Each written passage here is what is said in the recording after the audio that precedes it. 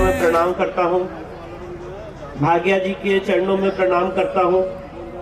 और आज इस विराट हिंदू सम्मेलन के जितने समस्त पदाधिकारी हैं, कार्यकर्ता हैं, आप सब लोगों ने जो इतनी मेहनत करके भव्य और दिव्य आयोजन यहाँ पे आयोजित किया है, इसके लिए आपको बहुत बहुत प्रणाम करता हूँ, धन्यवाद देता हूँ। और यहाँ पे जितने लोग आज उपस्थित हैं, आप सबको मेरा प्रणाम और नमस्कार। अपनी बात संक्षिप्त में रखूंगा। मैं ऐसा मानता हूं कि न्यायालय जो कोर्ट है वो समाज का एक दर्पण होती है। न्याय व्यवस्था, कोर्ट में आज जो भी चीजें हो रही हैं, वकील के रूप में हम लोग देखते हैं, और समाज में आज क्या परिस्थिति है उसका एक अवलोकन न्यायालय में किसी न किसी तरह से किसी भी वकील को जो वहां पे कार्यरत है उसको हो जाता है। तो आज मेरा ये दायित्व है, मेरी ये ड्यूटी है कि वकील के रूप में मैं आप लोगों को जो इस समय समाज में समस्याएं चल रही हैं उससे अवगत कराऊं और आगे आने वाली चुनौतियों के लिए भी आप लोगों को सजग करूं। तो सर्वप्रथम मैं आप लोगों को बताना चाहता हूं कि अभी हाल ही में मैं एक कार्यक्रम में गया था और उसमें एक आचार्य श्री ने बहुत ही अच्छा उद्बोधन दिया और उन्होंने अपनी बात रखते रखते, ये सारे लोगों की, हम लोगों की मंशा होती है कि सनातन धर्म था, सनातन धर्म है, सनातन धर्म रहेगा, हम सारे लोग यही मानते हैं। पर जो मैंने इसको अपनी चक्षु से समझा, देखा, ये बात सही है सनातन धर्म था, ये बात सही है कि सनातन धर्म है, पर ये हम पे और आप पे निर्भर करता है कि सनातन धर्म आगे रहेगा कि नहीं रहेगा। आज मैं और मेरे पिताजी जब इस क्षेत्र में कार्यरत हैं तो कभी कभी रातों को मन सिहर जाता है जब मैं कश्मीर में जो हुई बर्बरता थी उसके बारे में सोचता हूं।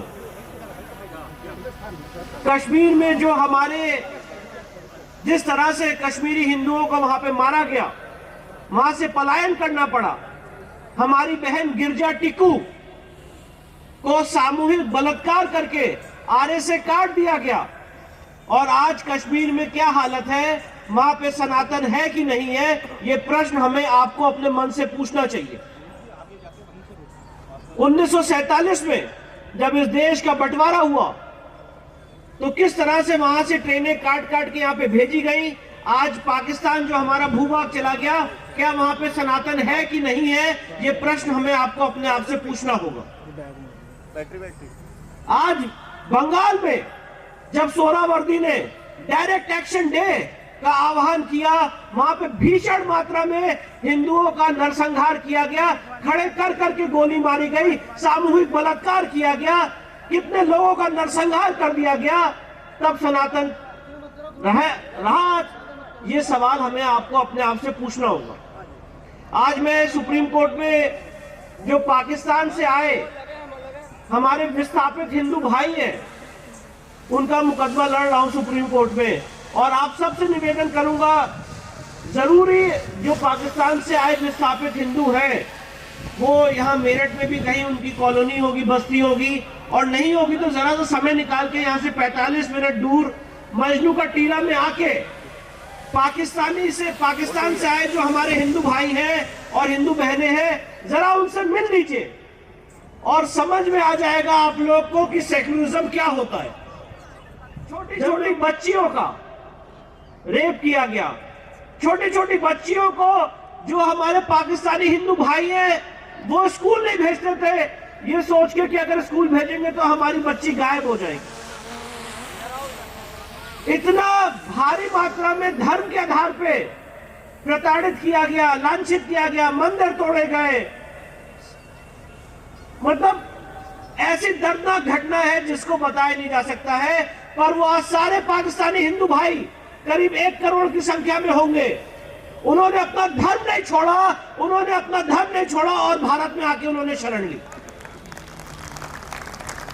आज हमारा आपका ये कर्तव्य है, ड्यूटी है कि पाकिस्तान से आए जो हमारे भारतीय हिंदू, जो हमारे हिंदू भाई हैं, उनको मुख्य धारा में हम लोग जोड़ें। आज राजस्थान के बॉर्डर में, पंजाब के बॉर्डर में, अलग अलग देश के जो बॉर्डर है, वहां पे बद से बदतर जिंदगी वो लोग व्यतीत कर रहे हैं और तब भी उन्होंने अपना सनातन धर्म नहीं छोड़ा है।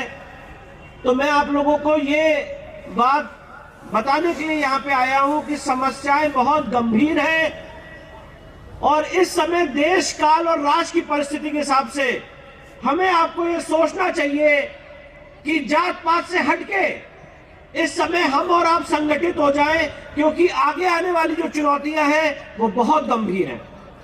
आज हम सारे लोगों ने अपने सामने देखा कि किस तरह से बांग्लादेश में वहां पे भीषण नरसंहार किया गया, और जब भीषण नरसंहार किया गया तब ये नहीं देखा गया कि कौन जैन है, कौन हिंदू है, कौन ठाकुर है, कौन ब्राह्मण है, कौन एससी है, कौन एसटी है। सिर्फ और सिर्फ ये देखा गया कि ये बुत परस्त है, इनके मंदिरों को तोड़ दो और इनकी औरतें, इनकी इज्जत आबरू को लूट लो। और इस देश में ऐसे वरिष्ठ वकील हुए हैं जो हमारी ही भारत भूमि में रह के, आप चेक कर सकते हैं, उन्होंने बोला कि वो दिन दूर नहीं है जब भारत में भी बांग्लादेश जैसे हालात हो सकते हैं। पूर्व केंद्रीय मंत्री रहे। तो मैं आपको ये बात बताना चाहता हूं कि समस्या बहुत गंभीर है। हम और आप हर स्तर पे आज विराट हिंदू सम्मेलन के माध्यम से सारे अपने भाइयों को सजग करें, उनको एकजुट करें, क्योंकि हम और आप वोट तो दे रहे हैं, सरकारें तो बना रहे हैं, पर सबसे बड़ी समस्या यह है कि सरकारें बनाने के बाद हमारी आपकी मांगे क्या हैं, हमारी आपकी डिमांड क्या होनी चाहिए, इसके बारे में कोई चिंतन मंथन नहीं हो रहा है। तो मैं सर्वप्रथम ये बात कहना चाहता हूं कि पूरे विराट हिंदू सम्मेलन की, सारे समस्त सनातन समाज की ये मांग होनी चाहिए कि इस देश में गौ हत्या पे टोटल प्रतिबंध लगे। ये हमारी आपकी मिलजुल की मांग होनी चाहिए। गौ मांस का किसी भी प्रकार में इस देश में यहां से उसका एक्सपोर्ट ना किया जाए, ये सर्वप्रथम मांग होनी चाहिए। काशी, मथुरा, भोजशाला, जो अनेक देवी देवताओं के हमारे आध्यात्मिक ऊर्जा से भरे हुए केंद्र हैं, वो जल्द से जल्द मुक्त हो, इसके लिए हमारी आपकी मांग होनी चाहिए। आज हमारी आपकी मांग होनी चाहिए कि जो प्लेसेस ऑफ वर्शिप एक्ट है, जो वक्फ एक्ट है, जो अलग अलग कानून बनाए गए हैं जो इस समय हिंदू समाज को द्वैत दर्जे का नागरिक बनने पे मजबूर कर रहे हैं, उस व्यवस्था को आमूल चूल परिवर्तित किया जाए, ऐसे कानूनों को खत्म किया जाए। पर आज मैं ये देख रहा हूं कि सरकारें तो बन रही हैं, पर सिस्टम, जो सिस्टम है वो आज भी ठीक ढंग से काम नहीं कर रहा है। आज हाल ही में मैं छत्तीसगढ़ गया था और मैं आपको बताना चाहता हूं कि छत्तीसगढ़ में सरजुगा में एशिया का दूसरे नंबर का सेकंड लार्जेस्ट चर्च है सरजुगा में। और वहां पे जब किसी हिंदू भाई या हिंदू परिवार में मृत्यु हो जाती है तो वहां पे मिशनरीज आते हैं और वहां पे ये बात कही जाती है कि आप इनको दफन कर दें और उसके लिए प्रलोभन दिया जाता है। आज भारी मात्रा में देश के अलग अलग राज्यों में कन्वर्जन हो रहा है, नॉर्थ ईस्ट के राज्यों में कन्वर्जन हो रहा है, पर इसको हम और आप रोक नहीं पा रहे। मेघालय में ऐसी घटना आती है सामने जहां पे अगर 3 फीट की दूरी पे, पर आज उसकी पूजा पाठ के लिए हम और आप संगठित मांग नहीं कर पा रहे। और मैं इसीलिए आपका आज हिंदू जगाने आया हूं कि हमें और आपको जो 12 ज्योतिर्लिंग है उनमें से 5 ज्योतिर्लिंग स्वयंभू है। उन 5 स्वयंभू ज्योतिर्लिंग में जो सर्वप्रथम ज्योतिर्लिंग है वो आदि विश्वेश्वर का ज्योतिर्लिंग है, जिसकी आज भी हम लोग पूजा पाठ नहीं कर पा रहे हैं। इसके लिए हमें आपको संगठित होकर मांग करनी पड़ेगी। आज इसी तरह से आपने देखा कि भोजशाला में, जो धार मध्य प्रदेश में है, जो मां सरस्वती का, मां वाग देवी का स्थान है, पूरे इस देश का सेक्युलरिज्म चरमरा गया इस 23 जनवरी को। मैं आपको बताना चाहता हूं भोजशाला की घटना। एएसआई ने एक आदेश पारित किया 7 अप्रैल 2003 को, और 7 अप्रैल 2003 के आदेश में एएसआई ने कहा कि इस मां वाग देवी मां सरस्वती के परिसर में हिंदू समाज के लोग यहाँ पे पूजा पाठ करेंगे हर मंगलवार को, और इसी जगह पे मुस्लिम समाज के लोग यहाँ पे नमाज पढ़ेंगे हर फ्राइडे को। और ये भी लिखा उस आदेश में कि बसंत पंचमी पे हिंदू समाज के लोग यहाँ पे अपनी पूजा पाठ कर सकते हैं। अब इस बार पूरा भाईचारा जो है वो सामने आ गया जब इस बार बसंत पंचमी 23 जनवरी को पड़ी, और 23 जनवरी को था फ्राइडे। तो उन्होंने कहा कि साहब हम तो आपको बसंत पंचमी नहीं मनाने देंगे। मामला सुप्रीम कोर्ट पहुंचा, और फिर सुप्रीम कोर्ट ने आदेश दिया कि यहाँ पे हिंदू समाज के लोग बसंत पंचमी के दिन अपनी पूजा पाठ कर पाए, और उनके लिए भी एक जगह उसमें छोटी सा एक एरिया दिया कि वहां पे आके आप अपनी नमाज अदा कर पाए।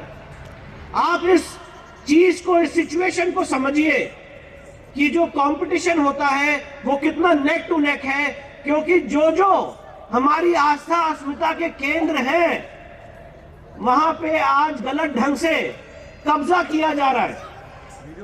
जो आज रेलवे प्लेटफॉर्म्स है, अलग अलग जगह है, जो पब्लिक स्पेसेस है, पब्लिक लैंड है, उस पे कब्जा करने की साजिश की जा रही है।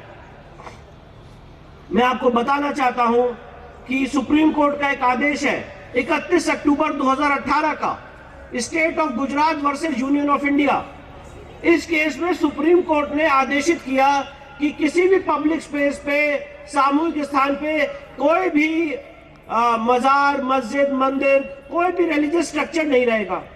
और हाईकोर्ट को यह निर्देशित किया कि जितने हाईकोर्ट है वो उसकी मॉनिटरिंग करेंगे। आप सब जानते होंगे कि कंपनी बाग, जिसे चंद्रशेखर आजाद पार्क भी कहते हैं, जिसको एलिफेंट पार्क के नाम से भी जाना जाता है, जो प्रयागराज में स्थित है, वहां पे सुबह हाईकोर्ट में। तो हमें आपको एक सजग नागरिक के रूप में आगे बढ़ के सामने आना है, और जहां जहां इलीगल स्ट्रक्चर है उसको हटाने के लिए हमें आपको कार्रवाई करनी है। कार्रवाई में आपको सिर्फ और सिर्फ फोटोग्राफ और उसकी लोकेशन भेजनी है। वो सारी चीजें हट सकती हैं सुप्रीम कोर्ट के आदेश के अनुपालन में।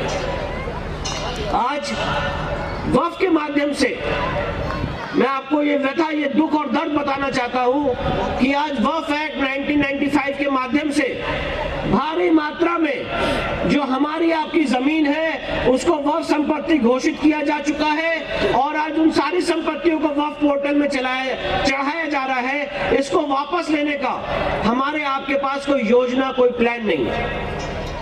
पंजाब और हरियाणा में जो पाकिस्तान से दर्दनाक हिंसा झेल के 1947 में हमारे हिंदू भाई वहां से विस्थापित होके आए थे, आज वो अपनी ही भारत भूमि में किराएदार बन के रह रहे हैं। और पहले वो किराया केंद्र सरकार को देते थे, पर 1984 में राजीव गांधी की सरकार ने वो सारी की सारी संपत्ति जो केंद्र सरकार के पास थी उसको वक्फ बोर्ड को दे दी, और आज वो सारे हिंदू भाई किराया वक्फ बोर्ड को दे रहे हैं।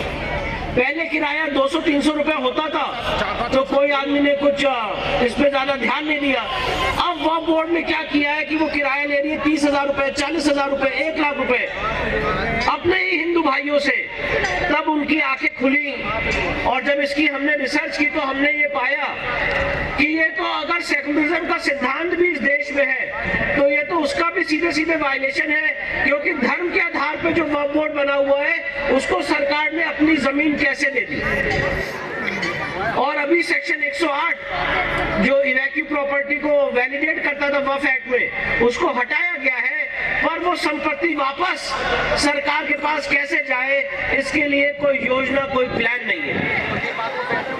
मैं ये सारी बातें आपके सामने इसलिए रख रहा हूं कि आज इस हम लोग विराट हिंदू सम्मेलन में एकत्रित हुए हैं, तो हम लोगों को समस्याओं को चिन्हित करना चाहिए, और उन समस्याओं को एड्रेस करने के लिए, उन समस्याओं को समाधान करने के लिए एक फुल प्रूफ योजना, प्लान बनाना चाहिए।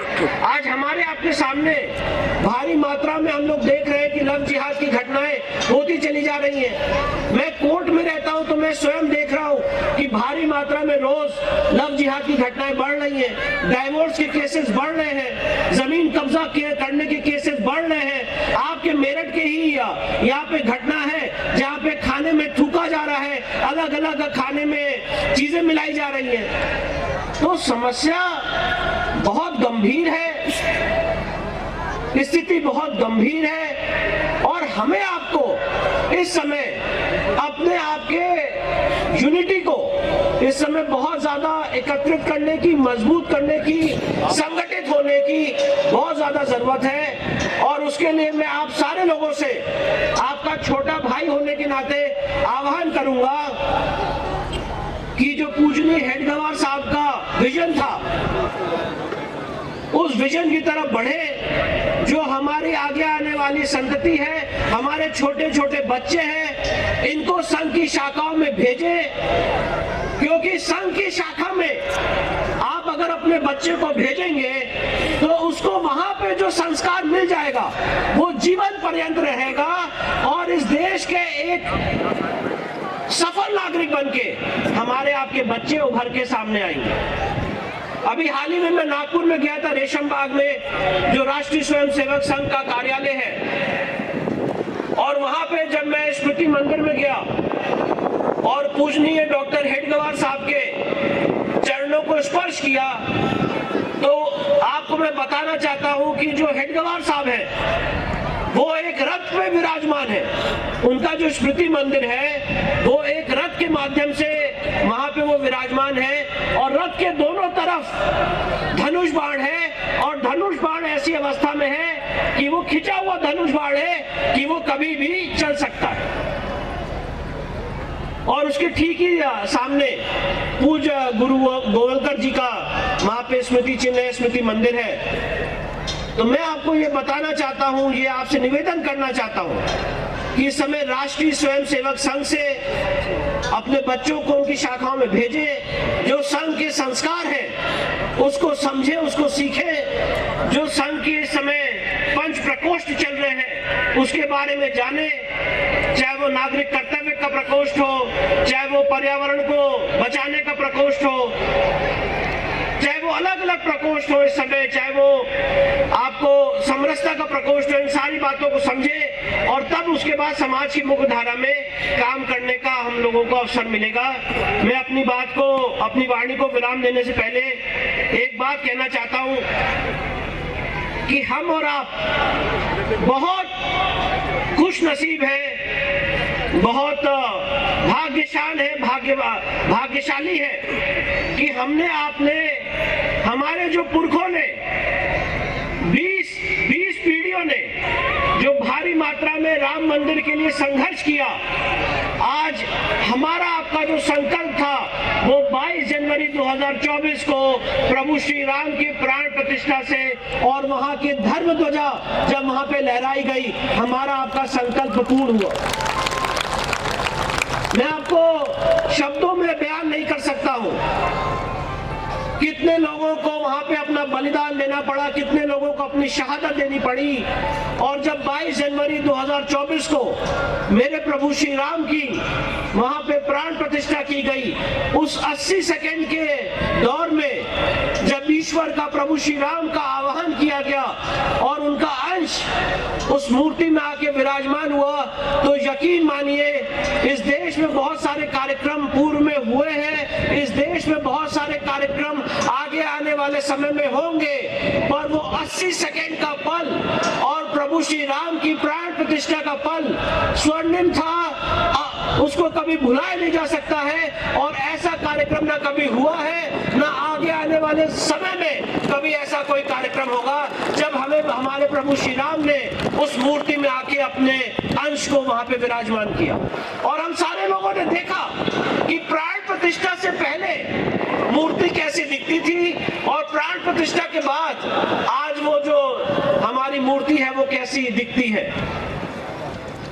पर मैं ये बात कहना चाहता हूं कि राम मंदिर के जजमेंट में 2020 1 SCC पेज 1 जो सुप्रीम कोर्ट का जजमेंट है, एक बहुत महत्वपूर्ण बात पैराग्राफ 140 148 में 148 में सुप्रीम कोर्ट ने अपने जजमेंट में कही है। और सुप्रीम कोर्ट ने अपने जजमेंट में कहा है कि मूर्ति तोड़ देने से देवता का अस्तित्व समाप्त नहीं होता है।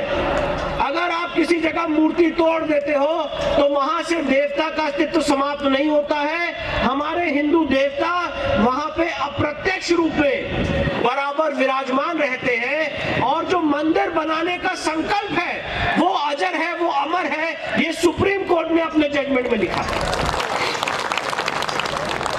और आज हम और आप, मैं ये बात जो कहने जा रहा हूं इसमें कोई मैं का भाव नहीं है। आज हमने आपने काशी विश्वनाथ के केस में, मथुरा श्री कृष्ण जन्मभूमि के केस में, भोजशाला के केस में, अलग अलग जो आज हिंदू मंदिरों के लिए केसेस चल रहे हैं, मध्य प्रदेश में विदिशा का जो बीजा मंडल है, इन सारे केसेस में अभूतपूर्व सफलता हासिल की है। ज्ञानव्यापी में एएसआई ने 90 दिन का सर्वे किया और 90 दिन का सर्वे करने के बाद एएसआई ने अपनी रिपोर्ट दी और ये माना एएसआई ने कि ये पूरा परिसर एक हिंदू मंदिर का परिसर है। और राम मंदिर से भी अच्छी रिपोर्ट ज्ञानव्यापी के केस में एएसआई ऑलरेडी दे चुका है। ज्ञानव्यापी के केस में इस समय हिंदू समाज जीत की दहलीज पे खड़ा हुआ है और वो दिन दूर नहीं है जब अपने परिसर में हम और आप रुद्राभिषेक करते हुए और भगवान भोलेनाथ के अर्चन करते हुए बहुत जल्द मिलेंगे। वो दिन दूर नहीं है जब श्री कृष्ण जन्मभूमि, जहां पे हमारे ईश्वर आराध्य ने जन्म लिया, वो जल्द से जल्द मुक्त होगी। और अपनी रिसर्च के माध्यम से न्यायालय में बात हम लोग रख चुके हैं कि ये case places of worship act से, वक्फ एक्ट से बाधित नहीं है। और जस्टिस मयंक कुमार जैन साहब ने एक ऐतिहासिक फैसला दिया है जिसमें उन्होंने माना है कि हाँ, ये केस चलने लायक योग्य है और ये केस आगे बढ़ना चाहिए। किस तरह से हमारे आपके समाज के साथ फ्रॉड किया गया, हमारे आपके ईश्वर की भूमि के साथ फ्रॉड किया गया और 12 अक्टूबर 1968 को एक समझौता किया गया और ये कहा गया कि जो जहां पे शाही ईदगाह मस्जिद बनी हुई है इसके ऊपर हम लोग कोई केस या कोई रिसर्च नहीं करेंगे। जब मैंने और मेरी लीगल टीम ने इस बात का अध्ययन किया और पूज्य गुरुदेव जी के चरणों में भी हम लोगों ने आशीर्वाद लिया आनंदम धाम जाके, और पूज्य गुरुदेव जी ने उस समय कहा था आज से 7 साल पहले कि विष्णु भाई मेरे बच्चे, इसके लिए कुछ भी हो जाए, मैं उनके उस आशीर्वाद का आज पूर्ण और प्रताप है कि आज 6 साल के बाद कृष्ण जन्मभूमि का केस इतने समग्र रूप से आज आगे बढ़ के इलाहाबाद हाईकोर्ट में उसका ओरिजिनल ट्रायल चल रहा है। और आप देखिए कि कितना बड़ा फ्रॉड किया गया। जो 13.37 एकड़ की जमीन है जिसको राजा पट्टीमल ने ब्रिटिश सरकार से 1815 में ऑक्शन में खरीदा था, उस ऑक्शन के पूरे डॉक्यूमेंट्स भी हमारे पास है। 1815 में राजा पट्टीमल ने ब्रिटिश सरकार से ऑक्शन में खरीदा था और उसके बाद पंडित मदन मोहन मालवीय के कथन के अनुसार वहां पे भव्य मंदिर का निर्माण होना था। 12 अक्टूबर 1968 को एक गलत ढंग से समझौता करके आज वहां पे उसकी 2 एकड़ जमीन शाही ईदगाह मस्जिद को दे दी गई। जब हमने इसका अध्ययन किया, अवलोकन किया, रिसर्च किया तो हमने पाया कि ओरिजिनल जो इसका मालिक है वो श्री कृष्ण जन्मभूमि ट्रस्ट है। श्री कृष्ण जन्मभूमि सेवा संघ को कोई हक ही नहीं है यहाँ पे केस फाइल करने का, ना कॉम्प्रोमाइज करने का। और इस माध्यम से 25 सितंबर 2020 को कृष्ण जन्मभूमि की मुक्ति के लिए पहला वाद न्यायालय में दाखिल किया गया। इस मामले की गंभीरता को समझते हुए राम मंदिर की तर्ज पे इलाहाबाद हाईकोर्ट ने इस केस को स्वयं अपने पास मंगा लिया है इसका ओरिजिनल ट्रायल वहां पे करने के लिए। इसके बाद 7/11 की अग्नि परीक्षा हम वहां पे पास कर चुके हैं। एडवोकेट कमीशन का ऑर्डर हो चुका है जिसको अभी सुप्रीम कोर्ट में रोक लगा रखी है और उसको वो रोक को हटाने के लिए हम लोग प्रयासरत हैं। तो मैं आपको ये बात बताना चाहता हूं कि आज हम और आप को बहुत ज्यादा जरूरत है संगठित होने की, क्योंकि आज हमारे आपके खिलाफ अगर कोई भी विषय आता है तो जो सुप्रीम कोर्ट के, मैं नाम नहीं लेना चाहता हूं, आप सारे लोग जानते हैं, जो सुप्रीम कोर्ट के बहुत बड़े बड़े बुद्धिजीवी वर्ग हैं, वो सुप्रीम कोर्ट में एक लॉबी बना के खड़े हो जाते हैं और जितने सनातन विरोधी काम है वो काला कोट पहन के, काला गाउन पहन के सुप्रीम कोर्ट में स्पष्ट रूप से करते हैं। और इसी माध्यम से 12 दिसंबर 2024 को सुप्रीम कोर्ट ने सारे मंदिर मुक्ति के केसेस पे रोक लगा दी और ये कहा कि अभी कोई भी नया केस दाखिल नहीं होगा और जो केस चल रहे हैं उस पर कोई सर्वे का आदेश पारित नहीं किया जाएगा। तो मैं ये बताना चाहता हूं कि परिस्थिति बहुत गंभीर है, इस समय सिचुएशन बहुत गंभीर है और हमें आपको अपने अधिकारों के लिए सजग रूप से खड़े होकर आगे आना पड़ेगा, क्योंकि यहाँ पे हमारी माताएं बहनें भी बैठी हुई हैं और हम सारे लोग जानते हैं कि जब तक बच्चा रोता नहीं है तब तक माँ भी उसको दूध नहीं पिलाती है। इसीलिए आज सनातन समाज को अपनी मांगों को एकजुट होकर सामने आने की जरूरत है। और ऐसा नहीं है, जब हम और आप एकजुट हुए हैं तो परिवर्तन हमने आपने देखा है। हमने आपने देखा है कि सुप्रीम कोर्ट ने 2019 में कहा था राम मंदिर के केस में कि ये हमारे लिए महत्वपूर्ण केस नहीं है, पर पूरा सनातन समाज इकट्ठा हो गया और पूरे सनातन समाज की 2019 में एक ही मांग थी कि राम मंदिर पे जल्द से जल्द फैसला दिया जाए। और उसके बाद 42 डेज के अंदर सुप्रीम कोर्ट ने राम मंदिर केस की सुनवाई की और उसके बाद 9 नवंबर 2019 को अपना फैसला दिया। हमने आपने देखा है कि किस तरह से जगन्नाथपुरी की रथ यात्रा रोक दी गई थी, पर हम और आप एकत्रित हुए और हमने आपने मांग की कि नहीं, जगन्नाथपुरी की रथ यात्रा नहीं रुकनी चाहिए और उसके बाद सुप्रीम कोर्ट ने अपने आदेश को पलटा। हमने आपने देखा है कि किस तरह से हमारी बहन नुपुर शर्मा का केस सुप्रीम कोर्ट ने खारिज कर दिया था, पर हम सारे लोग एकत्रित हो गए कि नहीं, ये केस गलत खारिज किया गया है और उसके बाद सुप्रीम कोर्ट ने अपने आदेश को पलटा और बहन नुपुर शर्मा के केस में सारे केसेस को एक साथ संगठित किया। इसलिए मैं निराशावादी व्यक्ति नहीं हूं। मैं आपको बताना चाहता हूं कि अगर हम और आप संगठित हो जाए, हमारे आपकी मांगे एकदम क्लियर हो, तो ऐसा हो नहीं सकता है कि विजय श्री को हम लोग प्राप्त ना करें। विजय श्री हम लोग को प्राप्त करनी है, गुरुदेव जी के आशीर्वाद से प्राप्त करनी है। इसलिए मैं आपको ज्यादा समय ना लेते हुए कुछ पंक्तियों के साथ अपनी बातों को विराम दूंगा। समय तराजू तोल रहा है, इतिहास के पन्ने खोल रहा है, सत्य सनातन की आंखों में काशी मथुरा डोल रहा है। अखंड नियंता सर्वेश्वर कल्कि का स्वागत करने को 5 सदी से मौन ये संभल हरियर हरियर बोल रहा है। आप सबका नमस्कार।